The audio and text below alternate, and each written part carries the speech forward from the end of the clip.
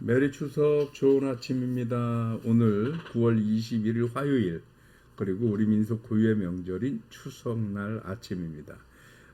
추석이지만 그래도 오늘도 우리가 새벽기도 하면서 하나님의 말씀으로 하루를 시작하기를 바라서 오늘 이렇게 온라인으로 하나님 말씀 나누겠습니다. 사무엘하 20장 1절에서 2절까지 말씀 우리 함께 읽고요. 중심 잡고 살기라는 제목으로 하나님 말씀 나누겠습니다. 우리 먼저 성경부터 읽어볼까요? 마침 거기에 불량배 하나가 있으니 그의 이름은 세바인데 베냐민 사람 비그리의 아들이었더라. 그가 나팔을 불며 이르되 우리는 다윗과 나눌 분깃이 없으며 이새의 아들에게서 받을 유산이 우리에게 없도다. 이스라엘아 각각 장막으로 돌아가라 하매 이에 온 이스라엘 사람들이 다윗 따르기를 그치고 올라가 비그리의 아들 세바를 따르나 유다 사람들은 그들의 왕과 합하여 요단에서 예루살렘까지 따르니라. 아멘. 네, 한때 어떤 영화의 대사로 꽤 유명했었는데요. 군중은 개돼지다. 뭐 이런 영화의 대사가 있었어요. 또 어떤 조금 좀 그런 정치인은 또 그거를 뭐 물론 개인 사석이나 뭐 이런 자리에서 했다고는 하지만 또 그거를 똑같이 정치인이 그렇게 했다고 해서 논란이 되고 또 많은 국민들의 공분을 샀던 적이 있습니다. 왜 우리가 그것 때문에 더 분노하느냐 하면 우리 국민들 서민들의 그 의식 속에는 혹시 아직도 이 나라의 정치인들이나 위정자들이 우리 국민들을 그렇게 하찮게 여기는 것은 아닐까 하는 의심이 들기 때문이거든요. 그래서 사실 우리들이 해야 할 일이 뭐냐면 우리 스스로가 위정자들이나 아니면 정치인들로부터 그런 취급, 그렇게 하찮게 취급받지 않으려는 노력도 해야 되고 그런 자세로 살아가야 하는 그런 삶의 모습도 필요할 것 같습니다. 오늘 성경에도 이 백성들이 한없이 하찮아지는 듯한 느낌을 받는 모습이 나오는 거예요. 이 오늘 성경을 보면 다윗이 압살롬의 란을 거의 정리하고 그 반란을 끝내고 요단강을 건너서 예루살렘 성으로 가다가 거기서 어제 우리가 읽은 말씀이 뭐냐면 이스라엘이 10개 지파와 그 다음에 유다 지파, 베냐민 지파가 이렇게 서로 분리된 채 주도권 싸움을 했었던 얘기 어제 우리 함께 나눴잖아요. 그래서 그런 그 좀 어수선한 분위기 속에서 아직 다윗이 예루살렘 성에 채 입성도 못한 상태인데 근데 갑자기 오늘 성경에 보니까 베냐민 지파에서 비그리의 아들이라는 세바라는 사람이 불현듯 나타납니다. 그러면서 우리에게는 다윗과 나눌 분깃도 없고 이새의 아들에게서 받을 유산도 없다. 그러니까 이스라엘의 각자 너희들 장막으로 돌아가라 라고 외치기 시작을 합니다. 그랬더니 이스라엘 백성들이 다윗 따르기를 그치고 비그리 아들 세바를 따르기 시작했다는 거예요. 뭐 당연히 유다 사람들은 다윗의 친족들이고 종친이니까 다윗과 합해서 행동을 하겠지요. 그러나 남은 10개의 지파가 비그리의 말을 따르기 시작을 했다는 얘기입니다.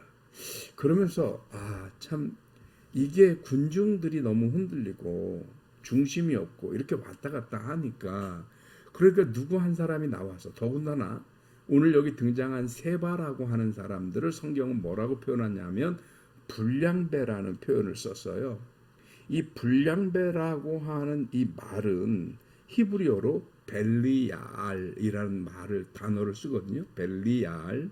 그런데 이 벨리야알이라는 말은 뭐 폭력적이고 이런 의미도 있지만 아무 쓸모없는 별로 무가치한 뭐 이런 뜻을 가지고 있거든요. 그러니까 별 쓰잘데기 없는 사람이라는 거예요. 쉽게 말하면 그렇게 비중 있는 사람이 아니었다는 얘기입니다. 그런데도 누군가 큰 소리 내고 누군가 이렇게 백성들을 이렇게 좀 이끌면 그러면 사람들이 쉽게 그쪽으로 가는 거예요. 우리가 사무엘하 읽으면서 지금 몇 장 우리가 앞으로만 거슬러 올라가도 다윗 따르다가 압살롬을 쫓아갔다가 다시 다윗 쫓아갔다. 이번엔 또 세바를 쫓아간다고 그래요. 그러니까 백성들이 이렇게 왔다 갔다 하고 쏠리고 흔들리니까 그 백성들을 이용하기 위해서 속임수도 쓰고 사탕 발림도 하고 또 헛된 얘기도 하고 이러면서 백성들을 이용하는 거거든요. 그래서 이스라엘 백성들이 더 문제구나 하는 것을 오늘 성경을 읽다가 깨달았습니다. 우리들도 우리들의 신앙, 우리들의 삶도 마찬가지가 아닌가 하는 생각이 들어요. 우리 성도들도 하나님의 말씀으로 중심을 잡고 살아가야 하지 않을까 하는 생각이 듭니다.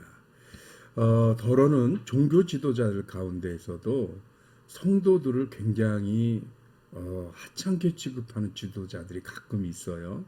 그래서 요즘 교인들 알기를 우습게 하는 지도자들이 있습니다. 물론 다는 아니지만 성도들 가운데는 여전히 중심 잡지 못하고 흔들리는 성도들이 많기 때문입니다.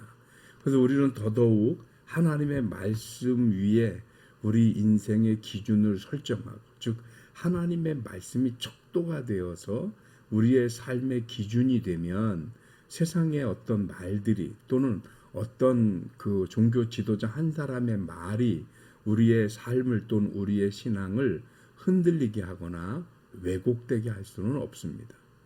그래서 우리 성도들의 삶의 중심은 사람의 말이 아니고 목사의 설교가 아니라 하나님의 말씀이 중심이 되어야 하고 하나님의 말씀이 기준이 되어야 합니다. 그래서 그 하나님의 말씀을 따르고 하나님의 말씀대로 지켜가는 것이 성도의 삶의 중심을 잡는 법입니다.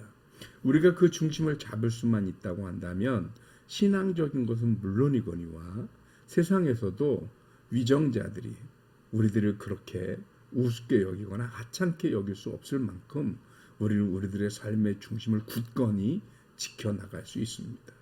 그래서 오늘 제목이 중심 잡고 살기예요.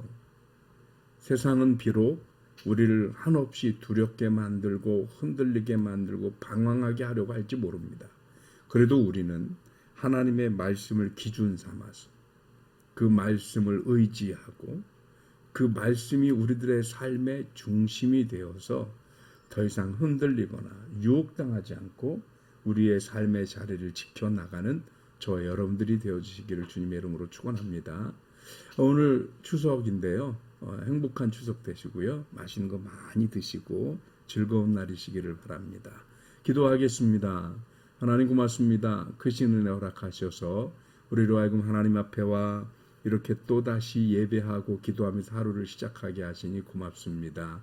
이렇게 하나님께서 우리들의 삶을 지키시려고 주님의 귀한 말씀을 성경으로 기록해 남기셨으니 우리가 그 성경을 읽고 묵상하며 그 하나님의 말씀이 나의 삶의 중심이고 기준이 되어져서 세상의 흐름이나 세상의 사람들의 말에 휩싸이거나 흔들리거나 미혹당하지 않고 중심 잡고 살아가는 성도들이 되게 하여 주옵소서.